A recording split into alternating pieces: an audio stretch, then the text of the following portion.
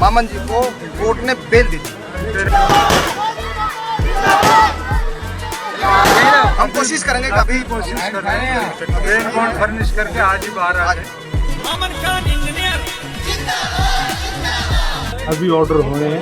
हमें उम्मीद है कि आज शाम 7 बजे तक मामन खान जी इंटरिम बेल पे आ जाएंगे।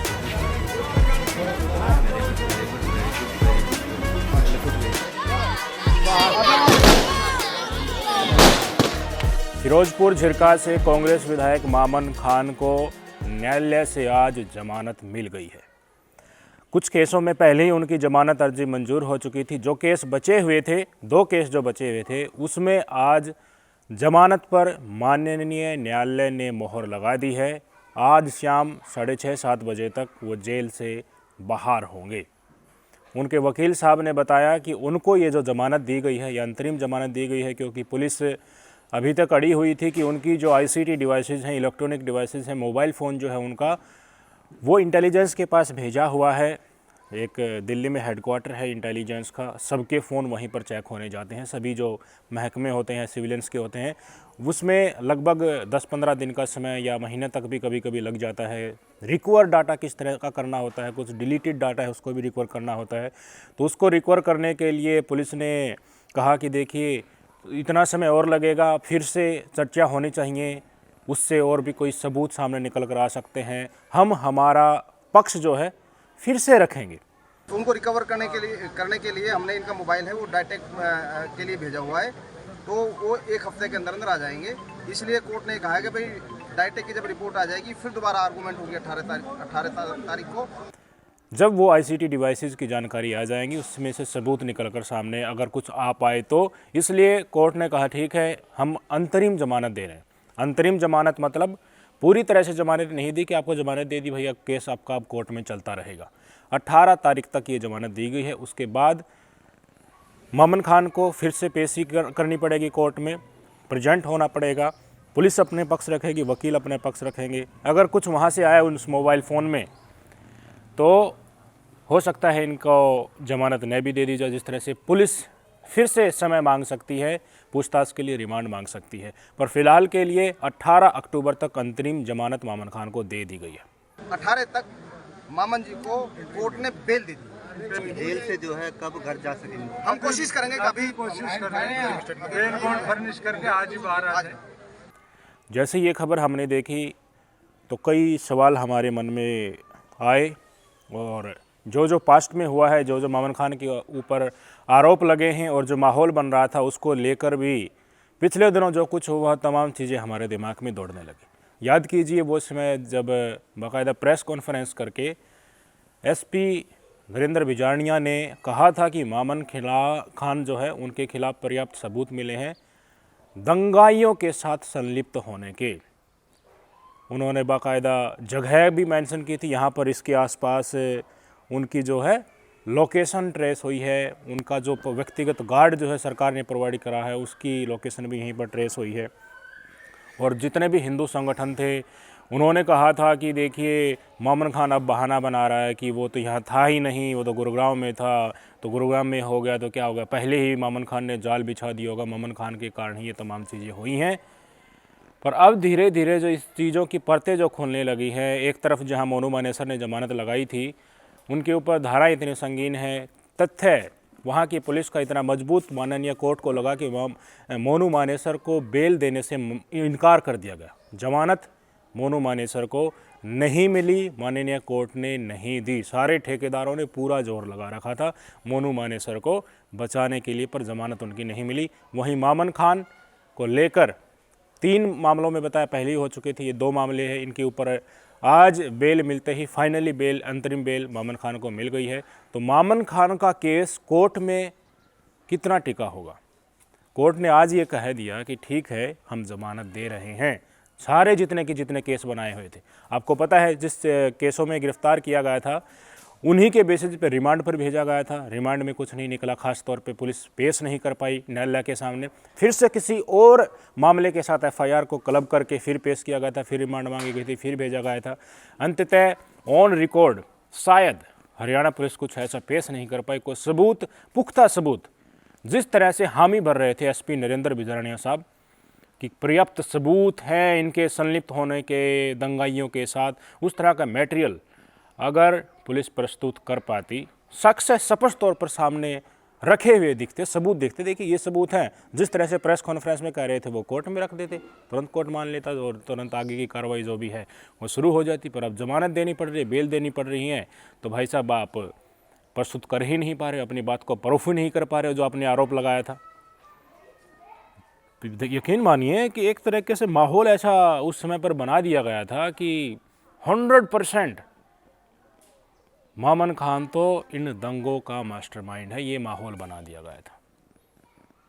और यकीन मानिए, अगर शुक्र मानिए, यकीन में नहीं, कुछ यूएपीए जैसी धाराएं लगाकर मामन खान को गिरफ्तार नहीं किया गया, तो अगर वो धाराएं लगा दी जाती तो आज इनका सुनवाई होनी भी मुश्किल हो जाती। जिस तरह से आज खबर निकल कर आ रही है ना, कुछ पत्रकारों के खिलाफ यूएपीए लगाकर उनको उठा ली गई है दिल्ली पुलिस। अभी सर शर्मा हो गए, न्यूज़ क्लिक के और भी पत्रकार थे, कुछ कार्टूनिस्ट थे, भाषा सिंह नाम से है, इन तमाम पत्रकारों को दिल्ली पुलिस ने उठा लिया है पूछताछ के लिए। यूएपीए के अंतर्गत इनके खिलाफ बताया जा रहा है, मामला दर्ज किया जा रहा है, गिरफ्तार किया जाएगा, बेल मिलेगी, कोर्ट में पेश किया जाएगा, कुछ नहीं पता इनके साथ क्या होता है। ऐसा ड्रैकोनियन ये ला है यूएपीए का, जिसमें बिना कोई पेशी, बिना कोई दलील पुलिस जितनी अपनी मर्जी चाहे वहाँ तक उसको जेल के अंदर बंद रख सकती है। तो इस मामले में ये तो खुशी की बात होनी चाहिए, अगर मामन खान निर्दोष हैं, अपने आप को निर्दोष मानते हैं, तो कोई इन धाराओं में उनके खिलाफ केस दर्ज नहीं हुआ।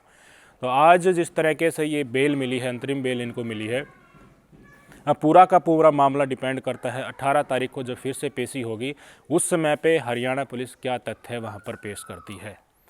ऐसा नहीं है कि जोर नहीं लगाया होगा हरियाणा पुलिस ने, सरकार जिस तरह की है और मामला जिस तरह से है और हमने समाज में फैला हुआ एनवायरनमेंट जिस तरीके से देखा है, हरियाणा पुलिस ने ऊपर से लेकर एडी से चोटी तक का पूरा जोर लगाया होगा कोर्ट में अपनी तरफ से अपनी बातों को सिद्ध करने के लिए, पर नहीं प्रूफ कर पाए, इसलिए इनको बेल दी जा रही है। 18 तारीख को बताया जाएगा कि ये ICT डिवाइसेज है, उसमें कुछ निकल आया तो ठीक है, नहीं तो अगर अब जमानत दे दी जा रही है उसके बाद इनकी ज़मानत रेगुलर ही हो जाएगी, रेगुलर बेल पर चलते रहेंगे, ये केस ऐसे ही चलता रहेगा। आप सबको पता है कि लंबा न्यायालय में किस तरह से खिंच जाता है केस में, और अगर जमानत देकर रेगुलर जमानत फिर हो जाती है आगे आने वाले समय में, जो ICT डिवाइस है, इनका मोबाइल फ़ोन आ जाता है, उसके तथ्य भी सामने आ जाते हैं, तो फिर यकीन मानिए ऐसा कुछ पुलिस के हाथ गजब का कोई बड़ा मटेरियल लगा नहीं जिसके चलते वो इनको जेल में रख पाती। उनके वकील साहब ने स्पष्ट तौर पर कहा है कि हम आज ही कागजात लगा देंगे, आज शाम तक हो सकता है तमाम कागजात पूरे होने के बाद उनको जेल से रिहा कर दिया जाएगा। अभी ऑर्डर हुए हैं, हमें उम्मीद है कि आज शाम 7 बजे तक मामन खान जी इंटरिम बेल पे आ जाएंगे। वहाँ का वातावरण, वहाँ के लोग हैं मामन खान की कंस्टिट्यूंसी का, उनको मामन खान के ऊपर विश्वास है कहीं ना कहीं, और मामन खान की टीम को लेकर भी ये विश्वास था कि उन्हें बेल मिल जाएगी, वो निर्दोष है।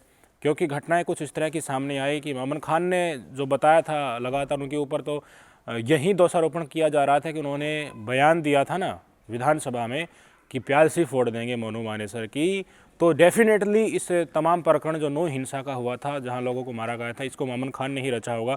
उसने पहले अपनी मन की मंशा जाहिर कर दी थी। इस तरह का वक्तव्य मामन खान को लेकर नफरती चिंटू, ये ठेकेदार लोग जो हैं धर्म को, इनके तरफ से ये सारा का सारा माहौल सेट किया जा रहा था, पर ऐसा निकला नहीं। कई और तथ्य सामने निकल कर आ गए, मोनू मानेसर की भी गिरफ्तारी हो गई। कुछ मटेरियल ऐसे समझ में आ रहे हैं, वीडियो भी सोशल मीडिया पर खास तौर पर घूम रही थी कि हरियाणा में भी गुरुग्राम पुलिस को भी अब उसकी चाहत हो गई है मोनू मानेसर की। और वहाँ जितने भी हमने ग्राउंड रिपोर्टिंग की, वहाँ लोगों से पूछा था, स्थानीय लोगों ने, ज़्यादातर लोगों ने यही कहा कि जो दंगाई थे वे बाहर से आए थे। और इस तरह के मामले में जब प्रशासन ढीला हो जाता है, पुलिस प्रशासन नदारद नज़र आता है, इतनी ज़्यादा भीड़ एक तरफ से आ रही है, उग्र भीड़ है, पहले ही चेतावनी दी जा रही है, दूसरे समुदाय को एक तरीके से ललकारा जा रहा है, तो इस समय में अगर पुलिस गायब हो जाती है तो कहीं से भी लोग आ सकते हैं, कहीं पर कुछ भी हो सकता है। अगर कम्युनल टेंशन इस लेवल पर ऑलरेडी पहले ही चल रही है, ये नाकामयाबी पुलिस प्रशासन की थी, हरियाणा सरकार की थी, असल जिम्मेदार तो यही है। इसके बाद दोनों तरफ में अगर टेंशन है, एक दूसरे के खून के प्यासे हैं, माहौल ख़राब किया जा रहा है, वो ख़राब करने का माहौल क्या तरीका है आजकल आप सबको पता है, किस किस का यूज़ किया जाता है।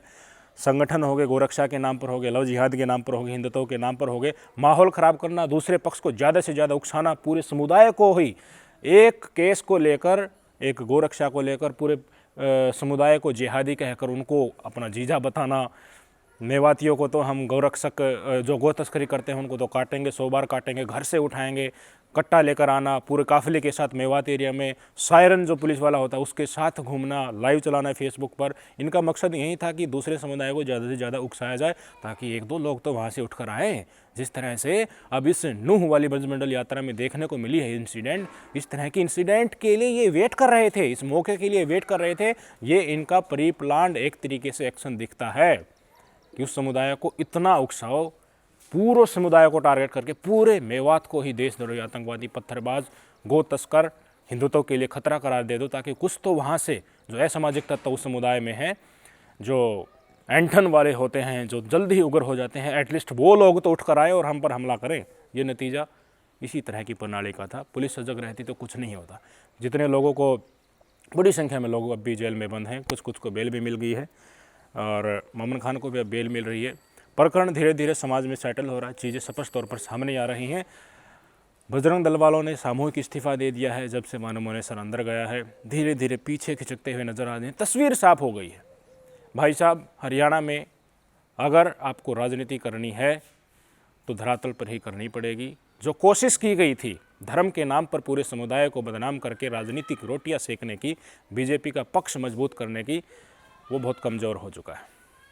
नहीं बनेगी बात। नूह एरिया से विधायक लेवल तक तो बनेगी नहीं, और सांसदी लेवल का है तो सांसद जो वहाँ के हैं, गुरुग्राम एरिया के हैं, उन्होंने तो अपना पक्ष पहले ही साफ कर दिया था और कह दिया था कि देखिए ये जितने भी लोग हैं वहाँ पर तलवार लेकर क्या करने गए थे, बंदूक लेकर क्या करने गए थे, जो बीजेपी के विधायक साहब हैं वहाँ पर, उन्होंने पहले ही अपना पक्ष साफ कर दिया था। इन ठेकेदारों के पक्ष में वो दिखे ही नहीं, उन्होंने जायज़ सवाल उठाए थे। तो इनकी राजनीतिक रोटियां सकी नहीं, दाल गिले नहीं। कहीं ना कहीं राजस्थान में जो चुनाव हो रहा है उसके तरफ भी सारा का सारा माहौल सेट करना चाहते थे, सांप्रदायिकता के सहारे पर बात बनी नहीं।